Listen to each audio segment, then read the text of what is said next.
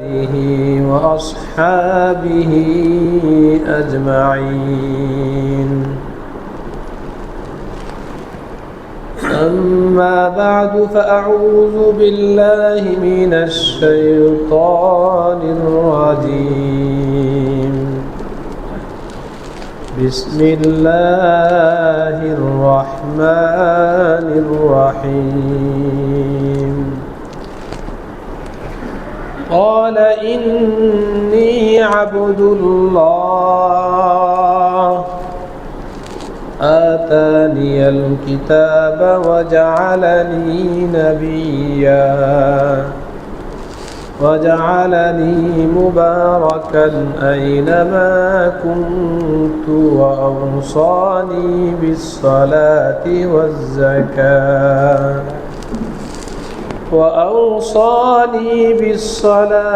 والزكاة ما دمت حيا وبرا بوالدتي ولم يجعلني جبارا شقيا والسلام علي يوم ولدت ويوم أموت ويوم أبعث حيا. وقال النبي صلى الله عليه وسلم ارجعوا فقد غفرت لكم وبدلت سيئاتكم حسنات أو كما قال النبي صلى الله عليه وسلم. آمنت بالله صدق الله مولانا العظيم وصدق رسوله النبي الكريم ونحن على ذلك لمن الشاهدين والشاكرين والحمد لله رب العالمين. اللهم صل على محمد وعلى آل محمد كما صليت على إبراهيم وعلى آل إبراهيم إنك حميد مجيد.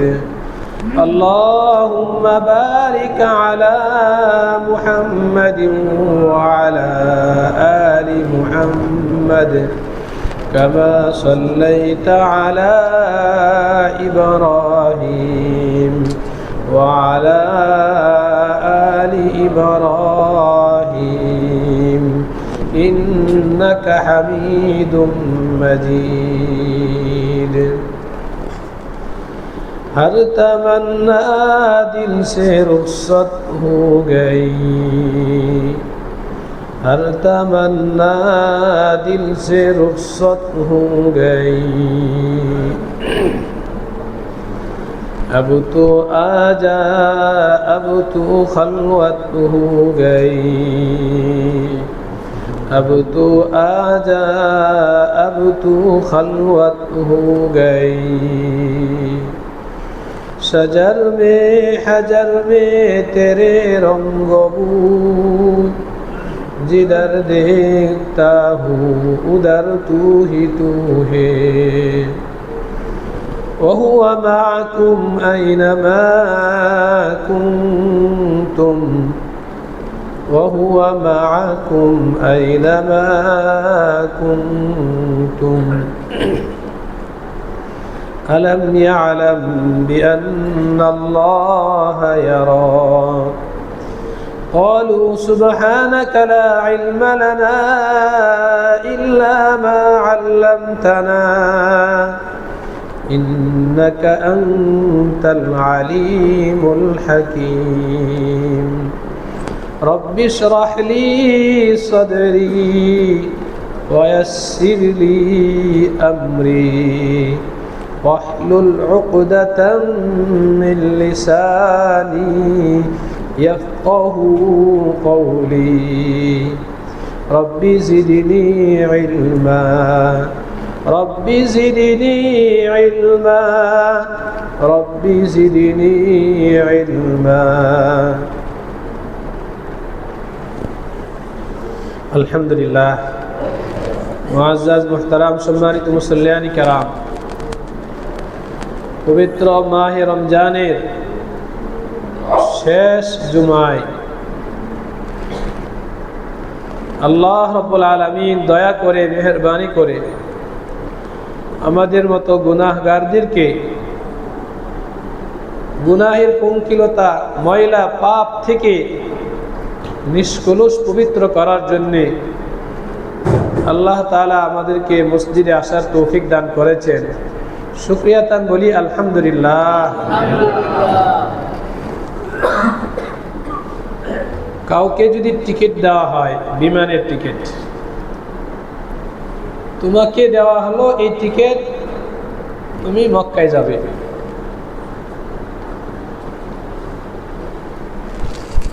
টাকা নেওয়া হয়নি, টাকা ছাড়াই অনুগ্রহ করে ইহসান করে মুসলমানকে হজে যাওয়ার টিকিট দেওয়া হয়েছে। বলেন এটা নিয়ামত কিনা? যে টিকিট দিয়েছে সে ইহসান করলো কিনা? ইহসান করলো। মক্কায় আল্লাহর ঘর দেখার জন্য তুমি টিকিট দিয়েছো, আলহামদুলিল্লাহ। মানুষ কৃতজ্ঞ হয়, খুশি হয়, আনন্দ প্রকাশ করে। কিন্তু যাকে দেওয়া হলো কদর বুঝে নাই, মূল্যায়ন করে নাই, টিকিট পকেটে রেখে দিছে, বেপরোয়াই, কোনো ভ্রুক্ষেপ নাই, টিকিট নষ্ট হয়ে গেছে। তাহলে দোষটা কার? যে নষ্ট করলো, কদর বুঝলো না, তার দোষ।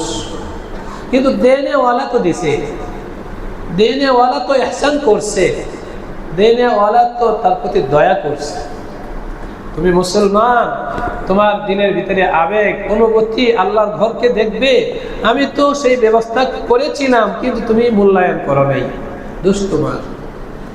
মুহতারাম দোস্ত, প্রতি বছর মাহে রমজানের পরে এক মাস সিয়াম সাধনা করার পরে, সিয়াম সাধনার পরে আল্লাহ রাব্বুল আলামিন তার বান্দাদের জন্য জান্নাতের টিকিটের ব্যবস্থা করে রাখেন। আল্লাহ তাআলা তার বান্দাদের জন্য জান্নাতের টিকিটের ব্যবস্থা করে রাখেন। মুহতারাম দোস্ত, রোজাদার যে রোজা রেখেছে এক মাস, মাহে রমজানের হক আদায় করেছে, পরিপূর্ণ হক আদায় করেছে, আল্লাহ রাব্বুল আলামিন তার জন্য জান্নাতের টিকিটের ব্যবস্থা করে রাখেন। দয়া করে, ইহসান করে আল্লাহ তাই করেন। হাদিসে আসছে, জনাব রাসূল করিম সাল্লাল্লাহু আলাইহি ওয়াসাল্লাম বলেন, এক মাস সিয়াম সাধনার পরে বান্দা যখন ঈদগাহে যায়, আল্লাহ তাআলা আমাদের সবাইকে বুঝবার তৌফিক দান করেন। সবাই দিল দিয়ে মন খুলে মুহতারাম দোস্ত আলোচনা শুনবার চেষ্টা করব। ডানে বামে কে আসলো, কে গেল, কে কি করলো, এগুলো আমরা নজর না দিই। মুহতারাম দোস্ত, আল্লাহ রাব্বুল আলামিন আমাদের সবাইকে দিল খুলে কোরআন হাদিসের আলোচনা শুনবার তৌফিক দান করেন। এক মাস সিয়াম সাধনার পরে বান্দা যখন ঈদগাহে যায়, ঈদগাহে আনন্দের স্থানে, ঈদগাহ অর্থ আনন্দের স্থান। ঈদ লাইসাল ঈদ লিমান লাবিসাল জাদীদ ইন্নামাল ঈদ লিমান আমিনাল ওয়াঈদ। ঈদগাহে যখন যায়, আমি আপনি আমরা হয়তো আমরা বুঝি না, ওই ক্ষমতা নাই, ওই যোগ্যতা নাই। আল্লাহ রাব্বুল আলামিনের কাছে ওই মঞ্জার, ওই দৃশ্য বড়ই আশ্চর্যের, বড়ই আনন্দের। এক মাস সিয়াম সাধনার পরে নতুন জামা পরিধান করে পাক সাফ হয়ে মুহতারাম দোস্ত আনন্দ উদযাপনের জন্য যখন বান্দা ঈদগাহে আসে, আমার মাওলা এত খুশি হন, এত খুশি হন। আসমানে আসমানে ফেরেশতাদেরকে ডেকে আল্লাহ বলেন, হে আমার ফেরেশতারা, তোমাদের কাছে আমার একটি প্রশ্ন। আল্লাহ প্রশ্ন করেন ফেরেশতাদের কাছে, হে আমার ফেরেশতারা, তোমাদের কাছে আমার একটি প্রশ্ন। বলো তো, ওই শ্রমিক, যেই শ্রমিক তার মালিকের কাজ পরিপূর্ণ করেছে, মালিক যে দায়িত্ব দিয়েছে পরিপূর্ণই দায়িত্ব পালন করেছে, কোনো আন্তরিকতার অভাব ছিল না, অলসতা ছিল না, গাফলতি ছিল না, পরিপূর্ণ শ্রমিক মালিকের কাজ আঞ্জাম দিয়েছে, বলতো ওই শ্রমিকের কি প্রাপ্য? ফেরেশতারা বলেন, আল্লাহ, যদি এমন কোন শ্রমিক পাওয়া যায় তাহলে তো মালিকের উচিত তাকে তার আজর সব প্রতিদান পুরোপুরি প্রদান করা। এটাই তো আমরা জানি। এই উত্তর দেওয়ার পরে আল্লাহ রাব্বুল আলামিন বলেন, আমি আমার বান্দাদেরকে হুকুম দিয়েছিলাম রোজা রাখো, একদিন নয়, 2 দিন নয়, 1 মাস রোজার নির্দেশ ছিল। আমার বান্দারা 1 মাস রোজা রেখেছে। দিনের বেলা রোজার আমল, রাতের বেলা কিয়ামুল লাইল, তাহাজ্জুদের আমল, তারাবির আমল, দোয়া রোনাজারি কান্নাকাটির আমল। একদিন নয়, 2 দিন নয়, 1 মাসই আমার বান্দারা এই আমল করেছে। আজকে তো আমার বান্দারা ঈদগাহে আসছে আনন্দ উদযাপনের জন্য। ফেরেশতারা, তোমরা বলেছ শ্রমিক মালিকের কাজ পরিপূর্ণ আদায় করলে মালিকের উচিত তাকে আজর পরিপূর্ণ প্রদান করা। আমি তোমাদেরকে সাক্ষী রেখে বলতেছি, ইরজিউ ক্বাদ গাফারতু লাকুম। আল্লাহ রাব্বুল আলামিন আসমানে ফেরেশতাদেরকে সাক্ষী রেখে দুনিয়াবাসীদেরকে ঘোষণা দেন, ইরজিউ ইরজিউ, হে আমার বান্দারা,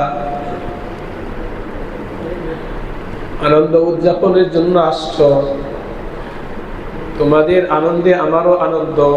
ইরজিউ ইরজিউ ইরজিউ, যাও, বাড়িতে যাও, বাড়িতে যাও। ফাকাদ গাফারতু লাকুম, আমি আল্লাহ তোমাদেরকে মাফ করে দিলাম।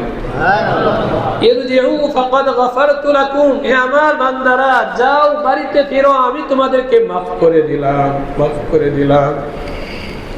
মোহতারাম দোস্ত, আল্লাহ যাদেরকে দিন দিয়েছেন, আল্লাহ যাদেরকে বোঝার ক্ষমতা দিয়েছেন, তারা আল্লাহ রাব্বুল আলামিনের এই ঘোষণা শুনতে পারে, বুঝতে পারে, উপলব্ধি করতে পারে। আমার মাওলা তো বলতেছেন, আমার মাওলা তো বলতেছেন, ইরজিউ ফাকাদ গাফারতু লাকুম, যাও, যাও আমার বান্দারা, আমি তোমাদেরকে মাফ করে দিলাম। শুধু মাফ করি নাই, শুধু মাফ করি নাই, ক্বাদ বাদদালতু সাইয়্যাতিকুম হাসানাত, ক্বাদ বাদদালতু সাইয়্যাতিকুম হাসানাত, আমি তোমাদের জিন্দেগীর সব অন্যায় অপরাধকে নেকিতে পরিবর্তন করে দিলাম। শুধু মাফ করা হয়নি, তোমাদের মাফ করা, একটা হলো মাফ করা, মাফ করে দিলাম, কিন্তু আরেক হলো অন্যায়টাকে নেই বানায় দিলাম। করছো তোমরা অন্যায়, করছো তোমরা নাফরমানি, আমার অসন্তুষ্টির কাজ করছো, আজকে তোমাদের উপর আমি খুশি হয়ে ক্ষমা তো করলামই, সাথে সাথে তোমাদের যাবতীয়, একটা না, হাদিসের শব্দ ক্বাদ বাদদালতু সাইয়্যাতিকুম, সাইয়্যাতুন শব্দ বহুবচন, সাইয়্যাতুন মানে গুনাহ, সাইয়্যাতুন একাধিক গুনাহ, অনেক গুনাহ, বিভিন্ন ধরনের গুনাহ। আল্লাহ বলতেছেন, ক্বাদ বাদদালতু সাইয়্যাতিকুম হাসানাত, আমি তোমাদের যাবতীয় গুনাহগুলোকে নেকিতে পরিণত করে দিলাম। বলেন আনন্দ কিনা? আনন্দ। কাদের জন্য? কাদের জন্য? ওই সমস্ত ব্যক্তিদের জন্য যারা পরিপূর্ণ 1 মাস সিয়াম সাধনা এবং মাহে রমজানের হক আদায় করেছে, মাহে রমজানের হক আদায় করেছে। মুহতারাম দোস্ত, এই তো ঘোষণা আল্লাহ রাব্বুল আলামিন ঈদগাহে দিবেন, ফেরেশতাদেরকে জানায়া দিবেন, কিন্তু আলামত আছে, আলামত, আলামত লাগবে। এই ঘোষণা কে পাবে? এই ঘোষণা কে পাবে? আলামত আছে। বাদশাহ শাহী মেহমানদারির ব্যবস্থা করছে, শাহী মেহমানদারিতে সবাই যেতে পারে না। ওই শাহী মেহমানদারিতে যাওয়ার আগে কারা কারা যেতে পারবে তাদেরকে কার্ড দেওয়া হয়, কার্ড, দাওয়াত কার্ড বা যেটাই বলি, কার্ড বলি বা যেটাই বলি, তাদের যাওয়ার জন্যে আগের থেকে সিস্টেম করা হয় সুশৃঙ্খলভাবে। সবাই আসতে পারবে না, ইচ্ছা করলেই সাথে কাউকে নেওয়া যাবে না। এখানে নির্দিষ্ট লোক দিতে পারবে। দুনিয়ার সিস্টেম হলো এই। ঠিক আল্লাহ রাব্বুল আলামিনের ওই ঘোষণা কাদের জন্য থাকবে, কাদের জন্য থাকবে, এর একটি আলামত রমজানে থাকতে হবে। আলামত যে কোনো নেক কাজের, যে কোনো সুসংবাদের আলামত লাগে, যে কোনো সুসংবাদের আলামত লাগে। উদাহরণ দিলে বিষয়টা বুঝে আসবে। আমার আজকের পয়েন্ট হলো জান্নাতের টিকিট লাভের আমল। আল্লাহ তো ঈদগাহে ঘোষণা দিবেন, ইরজিউ ক্বাদ গাফারতু লাকুম, আমি তোমাদেরকে মাফ করে দিলাম, তোমাদের নেকি গুনাহগুলোকে নেকি বানায়া দিলাম, ঘোষণা আল্লাহ দিবেন। আল্লাহ টিকিট দিবেন, কিন্তু টিকিট পাওয়ার আলামত লাগবে। টিকিট পাওয়ার আলামত যে কোনো নেক কাজের আলামত থাকে। যেমন সাইয়্যিদুনা হযরত জাকারিয়া আলাইহিস সালাতু ওয়াস সালাম, আল্লাহর নবী, নিঃসন্তান, কোনো সন্তান ছিল না। ওনার অধীনে লালিত পালিত হচ্ছিলেন হযরত মারিয়াম আলাইহিস সালাতু ওয়াস সালাম। মারিয়াম আলাইহিস সালাতু ওয়াস সালাম জাকারিয়ার অধীনে, জাকারিয়া আলাইহিস সালাম লালন পালন করেন। ছোট মেয়ে মসজিদের মিম্বরে থাকেন, দরজা একটাই, ওই দরজা দিয়ে কেবলমাত্র জাকারিয়া আলাইহিস সালাম পৌঁছেন। মেয়েলির যত জিনিস প্রয়োজন, তেল সাবান যা প্রয়োজন, প্রেশার উঠছে না, পানি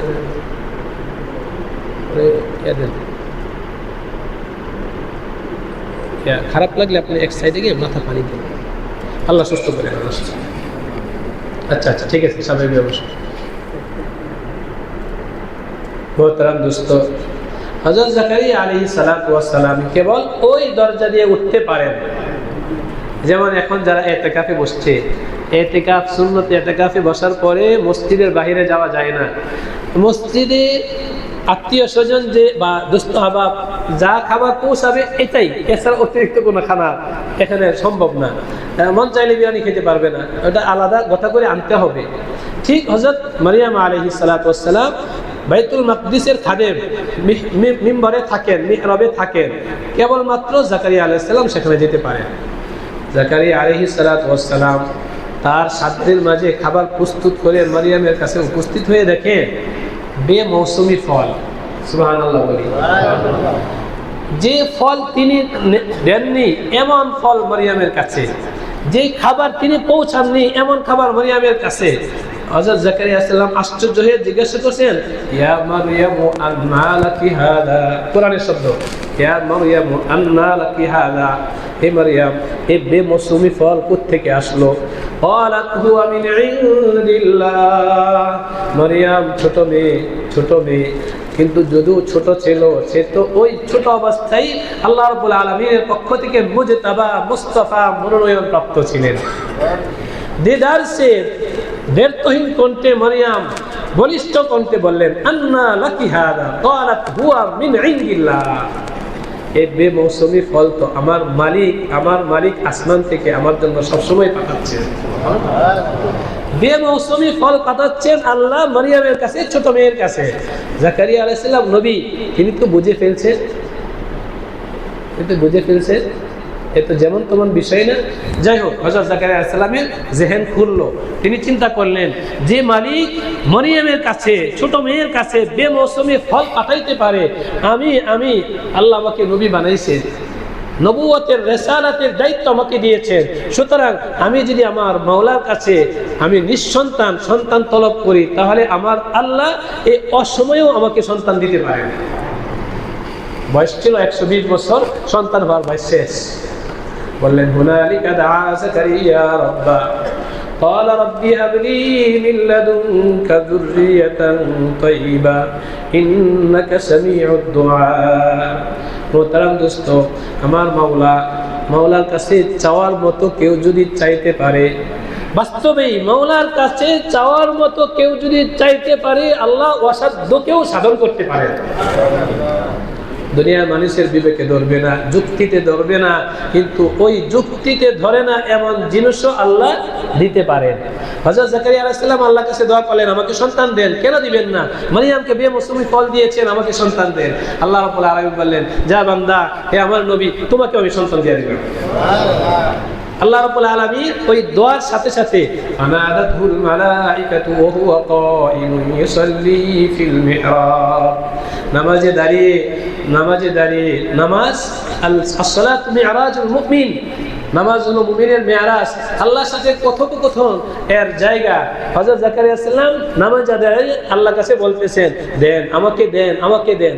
আল্লাহ রাব্বুল আলামিন সাথে সাথে ফেরেশতাকে পাঠিয়ে বলতেছেন, আন্নাল্লাহা ইউবাশশিরুকা বিয়াহইয়া মুসাদ্দিকাম বিকালিমাতিন মিনাল্লাহ ওয়া সাইয়্যিদান ওয়া হাসূরান ওয়া নাবিয়্যান মিনাস সালিহিন।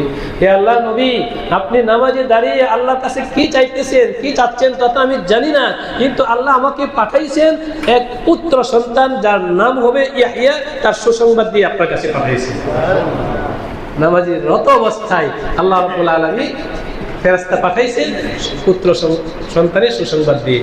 হযরত জাকারিয়া আলাইহিস সালাম যখন সুসংবাদ শুনছেন, আমরা মাত্র সুসংবাদ শুনলাম, 1 মাস রোজা রাখলে ঈদগাহে আল্লাহ কি করেন, জান্নাতের টিকিট দেন, জান্নাতের টিকিট দেন। এটা সুসংবাদ কিনা?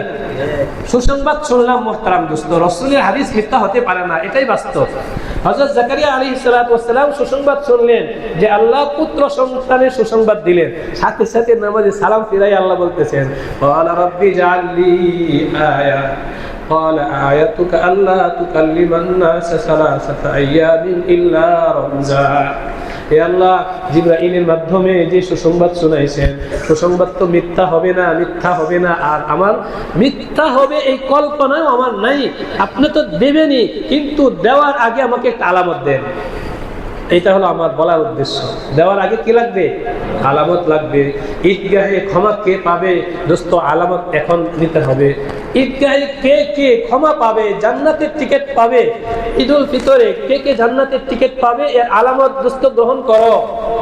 হযরত জাকারিয়া আলাইহিস সালাম সুসংবাদ পাওয়ার পরে আল্লাহর কাছে বলতেছেন, ইজআল লি আয়া, আমাকে একটা নিদর্শন দেন, আমাকে একটি আলামত দেন, আমি সুসংবাদ পাবো, এর একটা আলামত। আল্লাহ রাব্বুল আলামিন আলামত দিয়েছেন। এই হলো এক ঘটনা, কোরআন থেকে সূরা আলে ইমরান থেকে বলা হয়েছে। হযরত ইউসুফ আলাইহিস সালাতু ওয়াস সালাম নবী আজিজে মিসরের কাছে থাকতেছেন। এক পর্যায়ে আজিজে মিসরের স্ত্রী ইমরাতে আজিজ, ইমরাতু আজিজ, আজিজের স্ত্রী অনৈতিক কাজের দিকে তলব করছে। হযরত ইউসুফ আলাইহিস সালাতু ওয়াস সালাম বিরত রইলেন। قال معاذ الله إنه ربي أحسن مثواي, আমি এই অনৈতিক কাজে আমি নবী হয়ে জড়াইতে পারি না। ইন্না রব্বি আহসানা মাসওয়াই, আমার মালিক আমার মাথা গোজার ঠাঁই ছিল না, আমার ভাইয়েরা কূপে ফেলেছিল, ওই জায়গা থেকে আমাকে মিশরের গোলাম বাজারে বিক্রি করেছে, মাথা গোজার কোনো ঠাঁই ছিল না। আমার মাওলা দয়া করে আমাকে আশ্রয়ের ব্যবস্থা করেছেন, ওই মাওলার সাথে আমি খেয়ানত করতে পারি না। ইন্না রব্বি আহসানা মাসওয়াই ইন্নাহু লা ইফলিহুজ যালিমুন। বাস, আজিজে মিসর তার ষড়যন্ত্র চালিয়ে যাচ্ছে, চালাইতে চালাইতে এক পর্যায়ে এমন অবস্থা পরিস্থিতিতে গেল, ওয়াল ফায়া সাইয়্যিদাহা লাদাল বাব, আজিজে মিসর একদিন দেখে ইউসুফ আর জুলাইখা এক জায়গায় নির্জন জায়গা থেকে দৌড়ে দৌড়ে আসতেছে। ইউসুফ আলাইহিস সালাম নির্দোষ ছিলেন কিনা? ইউসুফ আলাইহিস সালাম নির্দোষ ছিলেন, সর্বাত্মক চেষ্টা করেছেন এর থেকে বাঁচার জন্য, এবং উনি বেঁচেও ছিলেন, ওনার থেকে কোনো গুনাহ হয়নি। কিন্তু মুহতারাম দোস্ত, যখন এই অবস্থায় আজিজে মিসরের স্ত্রী আর ইউসুফ আলাইহিস সালাম একসাথে, আল ফায়া সাইয়্যিদাহা লাদাল বাব ক্বালাত মা জাযাউ মান আরাদা বিআহলিকা সুআন ইল্লা আন ইউসজানা ওয়া আযাবুন আলীম, মহিলাদের ফান্দে পড়া অনেক কঠিন ব্যাপার। কেঁদে কেঁদে ইমরাতে আজিজ বলতেছে, তোমার স্ত্রীর সাথে যে বালক, যে গোলাম অনৈতিক কাজের ইচ্ছা করবে, তার শাস্তি কি হতে পারে? জেলখানায় বন্দী করা ছাড়া। আল্লাহ রাব্বুল আলামিন ইউসুফ আলাইহিস সালাতু ওয়াস সালামকে বললেন, তোমার কোনো ক্ষতি নেই, তুমি নির্দোষ, তোমার কোনো অপরাধ নাই। হযরত ইউসুফ আলাইহিস সালাতু ওয়াস সালাম বললেন, আল্লাহ অপরাধ নাই, আলামত দেন, নিদর্শন দেন, আমি যে অপরাধী না, নিদর্শন দেন। আমি আমার এই মুখ দিয়ে যতই বলবা আমি অপরাধী না, কিন্তু এরা তো মানবে না। আর আমার তো 100% বিশ্বাস যে অন্যায় করে না, তার দুর্বলতা কিসের? তার তো কোনো দুর্বলতা নাই। হযরত ইউসুফ আলাইহিস সালামের কোনো দুর্বলতা নাই, কিন্তু তিনি নিদর্শন চাইলেন। আল্লাহ রাব্বুল আলামিন বললেন, নিদর্শন আছে, وشهد شاهد من بني إسرائيل على وشهد شاهد হযরত ইউসুফ আলাইহিস সালাতু ওয়াস সালামের নিদর্শন কি ছিল? যে বাচ্চা কথা বলতে পারে না, দোলনায় থাকে, কথা তো দূরের কথা, আওয়াজও বের হয় না। বাচ্চাদের তো আম্মা আব্বা এই সমস্ত শব্দ বের হওয়ার জন্য একটা সময় লাগে। ওই বয়সেও বাচ্চা পৌঁছে নাই, ওই অবস্থায় আল্লাহ রাব্বুল আলামিন ওই বাচ্চার জবানকে খুলে দিলেন।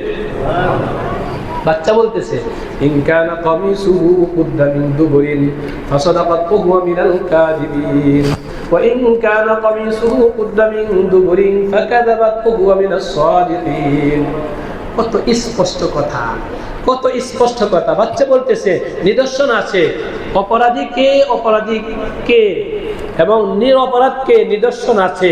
দেখো ইউসুফের জামা সামনের থেকে ছেঁড়া নাকি পিছন থেকে ছেঁড়া। যদি ইউসুফের জামা সামনের থেকে ছেঁড়া থাকে তাহলে জুলাইখা সত্যবাদী, ইউসুফ মিথ্যাবাদী। আর ইউসুফের জামা যদি পিছন থেকে খোলা থাকে, ছেঁড়া থাকে, ফাড়া থাকে, তাহলে ইউসুফ সত্যবাদী, জুলাইখা মিথ্যাবাদী। ফালাম্মা রাআ কামিসাহু কুদ্দা মিন দুবুরিন, যখন আজিজ মিসর দেখলো জামা কোন দিক থেকে ছিঁড়া ছিল, পিছন দিক থেকে ছিঁড়া, তখন আজিজ মিসর বুঝছে এত হলো এই ইমরাতে আজিজের ষড়যন্ত্র ছলনা। আল্লাহ রাব্বুল আলামিন নিদর্শন দিয়েছেন। মুহতারাম দোস্ত, হযরত মারইয়াম আলাইহিস সালাতু ওয়াস সালাম, যার ঘটনা আগে হযরত জাকারিয়া আলাইহিস সালামের আলোচনায় আসছিল। হযরত মারইয়াম আলাইহিস সালাতু ওয়াস সালাম মেয়ে, এখনো বিয়ে হয়নি, কোনো স্বামী নাই, বিয়ে হয়নি, স্বামী নাই, কিন্তু কোলের মাঝে বাচ্চা। যে মহিলার বিয়ে হয়নি, স্বামী নাই, কোলে বাচ্চা, সমাজের মানুষ কিভাবে দেখবে? সমাজের মানুষ কিভাবে দেখবে? কোলে বাচ্চা। হযরত মারইয়াম আলাইহিস সালাতু ওয়াস সালাম চিন্তিত পেরেশান। এই কারণে পেরেশান নয় যে আল্লাহ তাকে সন্তান দিয়েছে, এই কারণে পেরেশান না। পেরেশান হলো সমাজের মানুষের কাছে গিয়ে কি বলবেন, মানুষ কি বলবে, কি অপবাদ দিবে, কিভাবে সমাজে থাকবেন। এই বাচ্চার প্রাণ নাশের সম্ভাবনা আছে, স্বয়ং তারও প্রাণ নাশের সম্ভাবনা আছে। এই সমস্ত বিষয় নিয়ে মানবীয় দিক থেকে তিনি পেরেশান ছিলেন। পেরেশানির হালাত এমন ছিল, এক পর্যায়ে বলতেছেন, ক্বালা ইয়া লাইতানি মিতু ক্বাবলা হাদা ওয়া কুনতু নাসিয়াম মানসিয়া। ইয়া লাইতানি মিতু ক্বাবলা হাদা, হায় হায়, এই বাচ্চা আমার কোলে আসার আগে যদি আমি দুনিয়া থেকে চলে যেতাম, এই বাচ্চা আমার কোলে আসার আগে যদি আল্লাহ আমাকে মৌত দিয়ে দিতেন, এই বাচ্চা কোলে আসার আগেই আমি যদি মাটির নিচে চলে যেতাম, ইয়া লাইতানি মিতু ক্বাবলা হাদা ওয়া কুনতু নাসিয়াম মানসিয়া। আমি যদি এমন হইতাম, দুনিয়ার মানুষ মরিয়ম বলতে কোনো মেয়ে আছে যদি নাই জানতো, যদি এমন হতাম। আফসোসটা বোঝানোর জন্য আল্লাহ রাব্বুল আলামিন কোরআনে এই শব্দ উল্লেখ করছে। আল্লাহ রাব্বুল আলামিন সাথে সাথে জিবরাইলকে পাঠাইছেন, ফানাদাহা মিন তাহতিহা আল্লা তাহজানি ক্বাদ জাআলা রাব্বুকি তাহতাকি সারিয়া। মোহতারাম দোস্ত, দুনিয়ার মানুষ যখন পেরেশান হয়, আমি কোনো কারণে পেরেশান, এখন আমার দোস্ত যে আসে, সে আমাকে সান্ত্বনা দিতে আসে, পেরেশানি কি আছে? বিপদ আসবে, বিভিন্ন ধরনের রোগ বিমারি আসবে, পেরেশানি কি আছে? মা এসে সন্তানকে সান্ত্বনা দেন, স্ত্রী এসে স্বামীকে সান্ত্বনা দেন, দোস্ত এসে দোস্তকে সান্ত্বনা দেয় কি না? পেরেশান কে? এই জায়গায় পেরেশান কে? হযরত মারইয়াম আলাইহিস সালাতু ওয়াস সালাম পেরেশান, সান্ত্বনা দিতে আসছে আসমানের ফেরেশতা সরদার হযরত জিবরাইল আলাইহিস সালাতু ওয়াস সালাম। তাহলে এই পেরেশানি কার থেকে ছিল? আল্লাহ থেকে ছিল। যখন জিবরাইল আসছেন সান্ত্বনা দেওয়ার জন্য, এবং এটা কোনো ধরনের বয়ান না, বাস্তব কথা, কোরআনের শব্দ। আসমান থেকে ফেরেশতা সরদার জিবরাইল আসছেন সান্ত্বনা দেওয়ার জন্য। ফানাদাহা মিন তাহতিহা আল্লা তাহজানি ক্বাদ জাআলা রাব্বুকি তাহতাকি সারিয়া। ফানাদাহা, জিবরাইল ডাকলেন, আল্লাহ তাহজানি, হে আল্লাহর বান্দি মারইয়াম, লা তাহজানি, ব্যথিত হইও না, পেরেশান হইও না, দুশ্চিন্তাগ্রস্ত হইও না, আল্লাহ তাহজানি ক্বাদ জাআলা রাব্বুকি তাহতাকি সারিয়া। এই বাচ্চার ব্যাপারে তোমার পেরেশান, একে তুমি কিভাবে দুনিয়াতে রাখবে? আরে এই বাচ্চাকে লালন পালনের দায়িত্ব যে আল্লাহ তোমার কোলে দিয়েছেন, ওই আল্লাহই নিয়ে নিয়েছেন। তোমার পেরেশানি নেই। হযরত মারইয়াম আলাইহিস সালামের দিল শান্ত হয়ে গেল। এখন আর কোনো কে কি বললো, কার বুক উঞ্চন হলো, কার চোখ চেহারা অন্ধকার হলো, এটা এখন মারিয়ামের দেখার বিষয় না। কিন্তু মারিয়াম আলাইহিস সালাম বলতেছেন, ঠিক আছে, তাহলে আমাকে আলামত দেন। এই যে আলামত, এই এখান থেকে কথা, ইন্নী নাযারতু লির-রাহমানি সাওমান ফালান উকাল্লিমাল ইয়াওমা ইনসিয়া। আল্লাহ রাব্বুল আলামিন বললেন, আলামত আছে, আলামত আছে, আমি তোমাকে আলামত দিব, কিন্তু আলামত দেওয়ার আগে তোমার জবানকে বন্ধ রাখবা। যেই তোমাকে জিজ্ঞাসা করবে কোত্থেকে আনছো এই সন্তান, তোমার কাজ হলো জবান বন্ধ রাখো, আমি আলামত দিব। হযরত মারিয়াম আলাইহিস সালাম ওই বাচ্চাকে কোলে নিয়ে, নবীকে কোলে নিয়ে, বাচ্চা তো না, কে নবীকে কোলে নিয়ে হযরত মারিয়াম আলাইহিস সালাম নির্জন জায়গা থেকে নির্জনে গেছেন। যখন ওরা প্রসব এর সময় কাছে গেছে, জনপদ থেকে নির্জন জায়গায় চলে গেছে, ওই জায়গায় বাচ্চা হয়েছে খেজুর গাছের নিচে। হযরত মারিয়াম আলাইহিস সালাম বাচ্চাকে নিয়ে তো যেতে হবে তার সমাজের কাছে, নবীকে কোলে নিয়ে সমাজের কাছে যাচ্ছে। এখন কওমের লোকেরা বলতেছে, فكلي واشربي وقري عينا فإما ترين من البشر أحدا فقولي إني نذرت للرحمن صوما فلن أكلم اليوم إنسيا فأتت به قومها تحمله قالوا يا مريم لقد جئت شيئا فريا। শব্দ মুহতারাম দোস্ত, আল্লাহ যে শব্দে বলছেন এই শব্দ তো আমরা বুঝাইতে পারবো না। একটা হালাত এখানে কাজ করতেছে, আল্লাহ শব্দ আমরা বুঝাইতে পারবো না। লাকাদ জিতি শাইআন ফারিয়া, তুচ্ছ ভাষায় অকথ্য ভাষায় হযরত মারিয়াম আলাইহিস সালামকে কওমের লোকেরা গালিগালাজ করা শুরু করলো। মুহতারাম দোস্ত, কওমের দোষ না, আল্লাহ হেফাজত করছেন। আমরা যদি ওই জামানায় থাকতাম, আমাদের জবান থেকে কোন শব্দ হতো আল্লাহই মালুম। لقد جئت شيئا فريا يا أخت هارون ما كان أبوك امرأ سوء وما كانت أمك بغيا। হে মারিয়াম, তোমার বাবা তো খারাপ ছিলেন না, তোমার মাও তো ব্যভিচারিণী ছিলেন না, তোমার বংশের কেউ তো খারাপ ছিল না, কিন্তু তুমি এই অভ্যাস করতে তোমার হলো। فأشارت إليه হযরত মারিয়াম আলাইহিস সালাতু ওয়াস সালাম আল্লাহ রাব্বুল আলামিনের বাতলানো ওই তরিকা অনুযায়ী ফাশারাত ইলাইহি, কোলের বাচ্চার দিকে ইশারা করলেন। ফাশারাত ইলাইহি, যখন কোলের বাচ্চার দিকে ইশারা করলেন, কওমের লোকদের রাগ আরো বেড়ে গেল। তামাশা, নিয়ে আসছো বাচ্চা, আবার বলতেছে বাচ্চার সাথে কথা বলতাম। فأشارت إليه قالوا كيف نكلم من كان في المهد صبيا। দুলনায় যে আছে, কোলে যে আছে, সে কিভাবে কথা বলে? এই কেমন কথা, তোমার তো মাথাও গেছে খারাপ হয়ে। قالوا كيف نكلم من كان في المهد صبيا। যখন এই কথা তারা বলল, সাথে সাথে আল্লাহ রাব্বুল আলামিন ওই ছোট বাচ্চার জবানকে খুলে দিলেন। সুবহানাল্লাহ। যে আয়াত আমি আপনাদের সামনে খুতবায় তেলাওয়াত করেছি, ক্বালা ইন্নী আবদুল্লাহ আতানিয়াল কিতাবা ওয়া জাআলানি নাবিয়্যা। হযরত ঈসা আলাইহিস সালাতু ওয়াস সালাম বললেন, ইন্নী আবদুল্লাহ, আমাকে অপবাদ দিও না, আমার মার উপর কোনো ধরনের কালিমা লেপন করিও না। আমি তো যেমন তেমন কোনো ব্যক্তি না, আমি তো আল্লাহ রাব্বুল আলামিনের গোলাম। আতানিয়াল কিতাবা ওয়া জাআলানি নাবিয়্যা, শুধু গোলাম না, আতানিয়াল কিতাব, আল্লাহ আমাকে কিতাব দিয়েছেন, ওয়া জাআলানি নাবিয়্যা, এবং আমাকে নবীও বানিয়েছেন। وجعلني نبيا آتاني الكتاب وجعلني نبيا। মোহতারাম দোস্ত, এই সব কথা বলার অর্থ হলো সুসংবাদের কি লাগে? আলামত লাগে। আমরা আল্লাহর পক্ষ থেকে জান্নাতের টিকিট লাভ করতে চাই। মাহে রমজান শেষে ঈদগাহে আমাদের কি লাগবে? আলামত লাগবে। তিনটা আলামতের কথা বলবো, সবাই অর্জন করার চেষ্টা করবো তো ইনশাআল্লাহ। যদি অর্জন করার চেষ্টা করি তাহলে এত লম্বা সময়ের বয়ান এটা সার্থক হবে। আর যদি শুধু শুনলাম কিন্তু চেষ্টা থাকলো না, তাহলে মোহতারাম দোস্ত আলোচনার কোনো ফায়দা নেই। মেহেরবানি করে সবাই এই তিন আলামত গ্রহণ করার চেষ্টা করে আল্লাহ প্রদত্ত জান্নাতের যে টিকিট আল্লাহ ঈদগাহে দিবেন, ওই টিকিটকে আমরা হেফাজত করার চেষ্টা করব। আল্লাহ রাব্বুল আলামিন আমাদের সবাইকে তৌফিক দান করেন।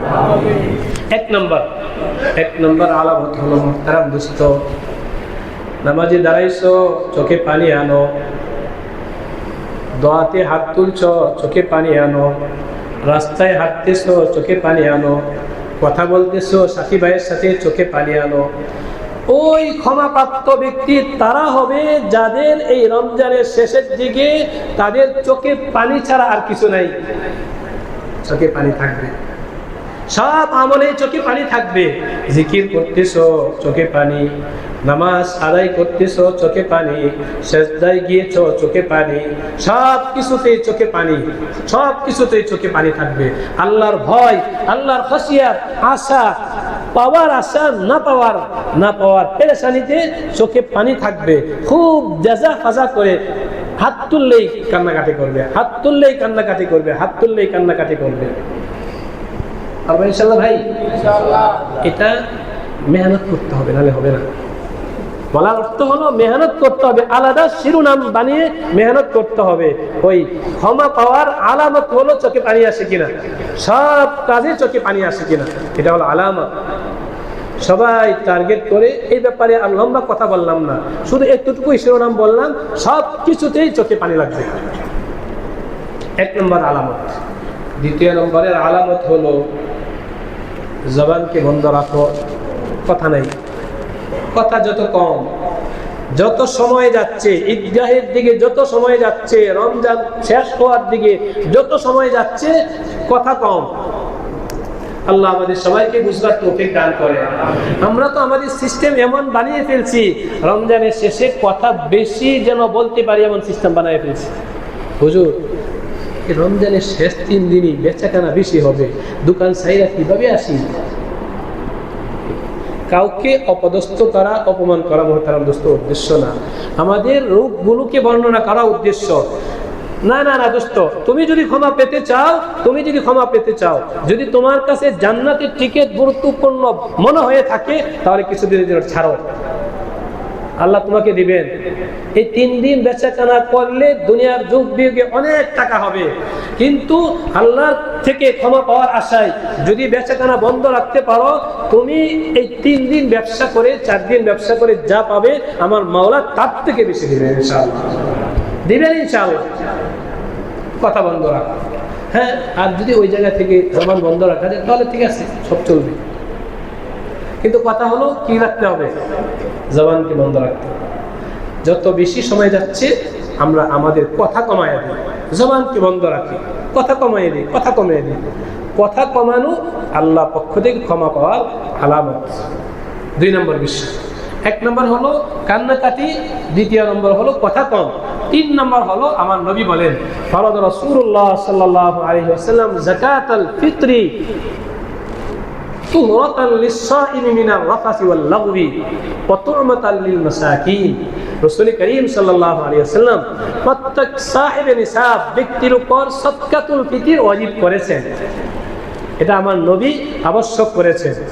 মাহে রমজানে রোজা রাখতে গিয়ে, আমলগুলো করতে গিয়ে, চেতনে হোক অবচেতনে হোক, ইচ্ছাই হোক অনিচ্ছাই হোক, আমাদের থেকে ভুল হয়েছে কিনা? এটা হতে পারে, মানবীয় দুর্বলতা আসবে। রোজা রাখতে গিয়ে বেফাস কথা জবান থেকে বের হয়ে গেছে, বেফাস আচরণ আমাদের থেকে প্রকাশ পেয়ে গেছে, হতে পারে।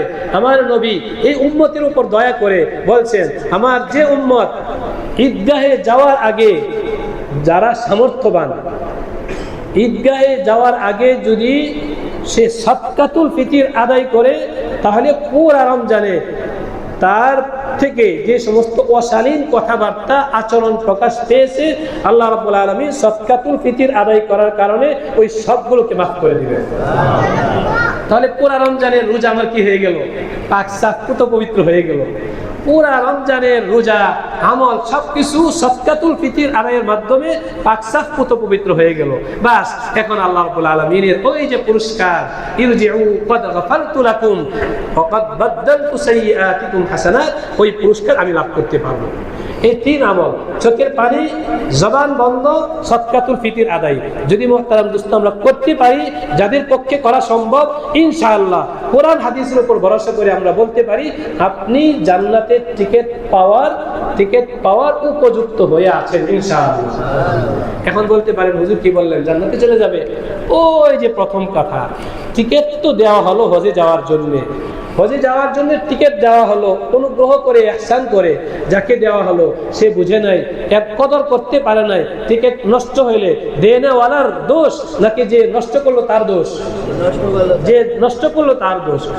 টিকিট পাবে ইনশাআল্লাহ সবাই, এই আলামত যাদের ভিতরে থাকবে। বাকি এটাকে যদি ধরে রাখতে পারে তাহলে ইনশাআল্লাহ সে তো যেতেই পারবে, আর যে ধরে রাখতে পারবে না সে যেতে পারবে না। আল্লাহ রাব্বুল আলামিন আমাদের সবাইকে যে কথাগুলো বলা হলো এগুলোর উপর আমল করার তৌফিক দান করেন। আমিন ওয়া আখিরু দাওয়ানা আলহামদুলিল্লাহি রাব্বিল আলামিন। মুহতারাম দোস্ত, একটি ঘোষণা।